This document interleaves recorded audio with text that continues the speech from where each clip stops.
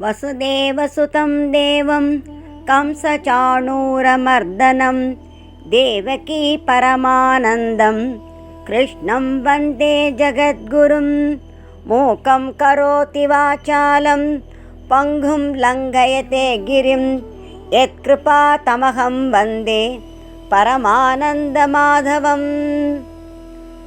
30வது ஸ்லோகத்தில் கர்மயோகத்தின் சாரத்தை உபதேசித்த உபய காவேரி வாசன் இந்த 31வது ஸ்லோகத்தில் தம்முடைய உபதேசத்தை அனுஷ்டிப்பவர்கள் அடைகின்ற நன்மையை நவிலுகின்றார். ஏ மே மதமிதம் நித்யம் அனுதிஷ்டந்தி மானவாஹ ஸ்ரத்தாவந்தோ ந சூயந்தஹ முச்யந்தே தேபி கர்மபிஹி. ஏ மானவாக, எந்த மனிதர்கள் அனசூயந்தக பொறாமை இல்லாதவர்களாய், ஸ்ரத்தாவந்தக ஸ்ரத்தை உடையவர்களாக, மே என்னுடைய, இதம் மதம் இந்த கொள்கையை, நித்தியம் எப்பொழுதும், அனுதிஷ்டந்தி பின்பற்றுகிறார்களோ, தே அபி அவர்களும், கர்மபிகி அனைத்து கர்மங்களிலிருந்தும், முச்சியந்தே விடுபடுகிறார்கள். கர்ம சாதனை எந்த தனிப்பட்ட ஜாதிக்கோ மனிதனுக்கோ ஒதுக்கப்படவில்லை. மனிதர்கள் அனைவருக்கும் இதில் பொறுப்பு உண்டு. ஒவ்வொரு வர்ணாசிரம சமுதாயத்தை சேர்ந்த மனிதர்கள் அனைவரும் அவரவருக்கு விதிக்கப்பட்ட கடமைகளை சர்வேஸ்வரனுக்கு சமர்ப்பணம் செய்து சாதனை புரிய வேண்டும். அவ்வாறு சாதனை புரிபவர்கள் அனசூயை, ஸ்ரத்தை, அனுஷ்டானம் என்ற 3 படிகளில் வரிசையாக ஏற வேண்டும். ஸ்ரத்தாவந்தகா என்றால் யார்? ஸ்ரத்தாவந்தகா என்றால் ஸ்ரத்தையுடையவர்கள். ஸ்ரத்தை இல்லாமல் எந்த ஒரு செயலையும் திறம்பட செய்ய இயலாது. ஸ்ரத்தை என்பது யாது? சாஸ்திரஸ்ய குருவாக்கியஸ்ய சத்ய புத்தி அவதாரணம் சாஸ்ரத்தா கதிதா சத்பிஹி யயா வஸ்தூபலப்யதே. சாஸ்திரங்களிலும் சத்குருநாதரின் வார்த்தைகளிலும் நம்பிக்கை கொள்வது ஸ்ரத்தை என்று சான்றோர்களால் சாற்றப்பட்டுள்ளது. இந்த ஸ்ரத்தையினால் வஸ்து எனப்படும் பரமாத்மா அடையப்படுகிறார் என்று விவேக சூடாமணியில் விமலனான ஆதிசங்கரர் விளம்பியுள்ளார். இப்பேற்பட்ட ஸ்ரத்தையுடையவர்கள் அங்கிங்கெனாதபடி எங்கும் நீக்கமர நிறைந்த பரமாத்மாவின் சர்வ வல்லமை உணர்ந்து பரமாத்மாவே கிருஷ்ணனாக அவதரித்துள்ளார் என்பதை அறிந்து கொண்டு அவருடைய வார்த்தைகளில் நம்பிக்கை கொண்டு அவரிடம் எப்போதும் ஸ்ரத்தையும் பக்தியும் உடையவர்களாய் அவர் காட்டிய வழியில் நடந்து செல்கிறார்கள். அவர்கள்தான் ஸ்ரத்தாவந்தகா என்று கூறப்படுகிறார்கள். அனசூயந்தகா என்றால் அசூயை என்னும் பொறாமை குணம் இல்லாதவர்கள். பொறாமை குணமுடையவர்களோ பிறரிடம் வேண்டுமென்றே பல்வேறு குறைகளைக் கண்டு அவர்களை நிந்திப்பார்கள், அவர்களுடன் விரோதம் கொள்வார்கள்.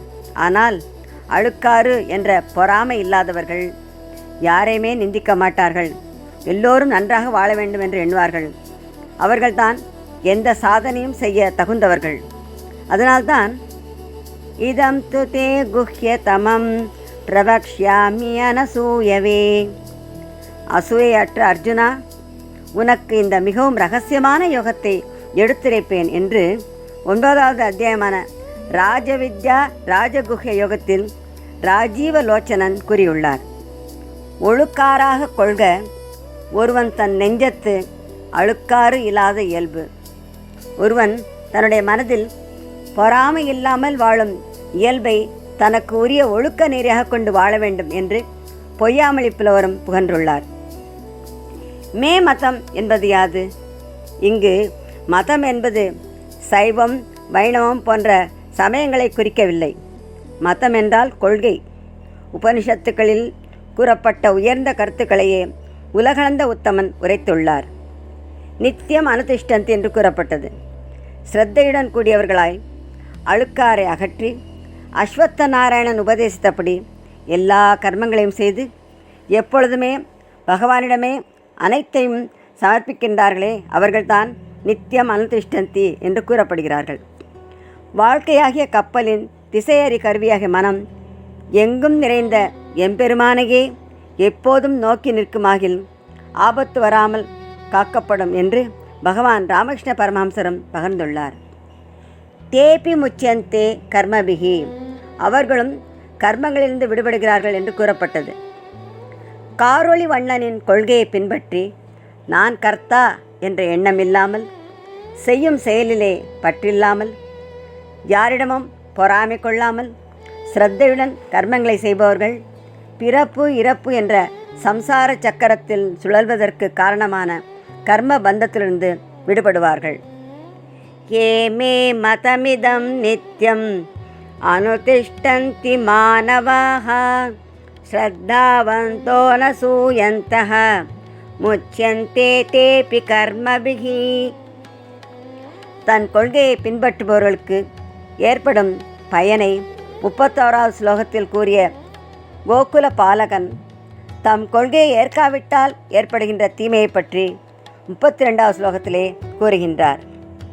ஏதே ததப்யசூயந்தஹ நானுதிஷ்டந்தி மே மதம் சர்வஜான விமூடாம்ஸ்தான் வித்தி நஷ்டான சேதசஹ.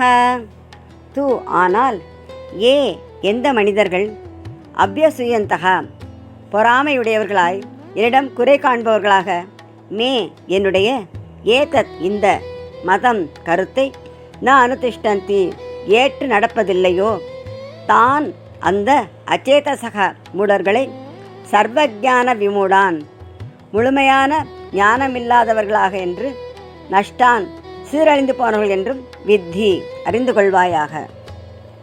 முன் ஸ்லோகத்தில் கூறப்பட்ட சாதகனிடமிருந்து முற்றிலும் வேறுபட்ட இந்த மனிதனின் போக்கை இந்த ஸ்லோகத்தில் சொல்வதற்காக என்ற பதத்தை கூறுகின்றார். அபியசூயந்தகா யார்? அசூயை என்னும் பொறாமை குணம் உடையவர்கள். பிறருடைய செல்வம், அழகு, அறிவு, ஆற்றல், புகழ் போன்றவைகளையெல்லாம் பார்த்து பலர் பொறாமை கொள்கிறார்கள். பாண்டவர்கள் ராஜசூய யாகம் செய்த பொழுது இந்திரபிரஸ்தத்திற்கு வருகை புரிந்த துரியோதனாதியரெல்லாம் அந்த ராஜ்யத்தின் செழிப்பையும் பாண்டவர்களின் ஐஸ்வர்யத்தையும் செல்வாக்கையும் கண்டு பொறாமை கொண்டார்கள். இந்த பொறாமையினால் பாண்டவர்களை அழித்து ராஜ்யத்தை அபகரிக்க வேண்டும் என்ற தீய எண்ணம் கொண்டு பல்வேறு சூழ்ச்சிகளை செய்தார்கள். ஆனால் இறுதியில் யுத்தத்திலே அவர்கள் மடிந்தார்கள். மே மதம் ந அனுதிஷ்டந்தி என்று கூறப்பட்டது. துரியோதனன், சிசுபாலன் போன்றோர் பகவான் கிருஷ்ணனை சாதாரண மனிதனாக கருதினார்கள். அவருடைய லீலைகளை நிந்தித்தார்கள். ஜன்ம கர்மச்சமே திவ்யம், என்னுடைய பிறப்பும் கர்மமும் தெய்வீகமானது என்று கண்ணபிரானே கூறியும் அவருடைய வார்த்தைகளை நம்பவில்லை. வாழ்வின் ஆதாரமே நம்பிக்கை தானே. ஆனால் அதை உணராமல் சத்திய சங்கல்பனின் செயல்களில் குறைகளை கண்டார்கள். அவரை தூஷித்தார்கள். வேதங்களிலும் ரிஷிகளாலும் போற்றப்படும் புருஷோத்தமனின் கருத்துக்களை மதிக்காமல், அவர் சொன்னபடி கேட்காமல், மமகாரத்துடன், பற்றுதலுடன், ஆசையுடன் தம் இஷ்டப்படி கர்மங்களை செய்பவர்கள் தான் கண்ணபிரானின் கருத்தை பின்பற்றாதவர்கள் என்று கூறப்பட்டார்கள். அச்சேதசகா சர்வஜான விமூடாக, கட்டுப்பாடில்லாத மனமுடைய விவேகமற்றவர்கள் அச்சேதசகா என்று கூறப்படுகிறார்கள். அவர்கள் முற்றிலும் அறிவற்றவர்கள். அவர்களுடைய புத்தி விபரீதமாக செயல்படும். உலகியலிலும் பரலோக விஷயங்களிலும் தேவையான சுகசாதனங்களை தவறாக புரிந்து கொண்டு விபரீதமாக நடந்து கொள்வார்கள். இவர்கள் நல்லதை தீயதென்றும் தீயதை நல்லதென்றும் நினைப்பவர்கள். ஆகையால் சர்வஜான விமூடாக என்று கருதப்படுகிறார்கள். அவர்களுக்கு உலகியலும் பரலோக விஷயத்திலும் வீழ்ச்சிதான் ஏற்படும். அவர்கள் தாம் இருக்கும் நிலையிலிருந்து நழுவி தாழ்ந்து விடுவார்கள். தம் வினை பயன்களை அனுபவிப்பதால் பல்வேறு இழிந்த பிறவிகளை பெறுவார்கள். அல்லது கோரமான நரகங்களில் வீழ்ந்து பயங்கர தண்டனையெல்லாம் அனுபவிப்பார்கள். ஒருவன் வாழ்க்கையில் உன்னத லட்சியத்தை அடைய வேண்டுமென்றால் கல்யாண குணகண பூஷிதன் காட்டிய வழியை அனுஷ்டித்து கடமைகளை செவ்வனே செய்ய வேண்டும். அவ்வாறு அனுஷ்டிக்க முடியவில்லை என்றால் அவர் கூறிய வார்த்தைகளில் ஸ்ரத்தையாவது இருக்க வேண்டும். ஒருவேளை அந்த ஸ்ரத்தை இல்லை என்றாலும் அவர் மீது பொறாமையாவது கொள்ளாமல் இருக்க வேண்டும். அவர் செயல்களில் குற்றம் காணாமல் இருக்க வேண்டும். இவ்வாறு அசூயின்மை, ஸ்ரத்தை, அனுஷ்டானம் என்னும் மூன்றிலே ஒன்று கூட இல்லை என்றால் அவனுடைய வாழ்க்கை வீண்தான். வாழ்க்கையை அவன் இழந்து விடுகிறான். ஏதே ததபியசூயந்தः நானுதிஷ்டந்தி மே மதம் சர்வஜான விமூடாம்ஸ்தான் வித்தி நஷ்டான சேதசः.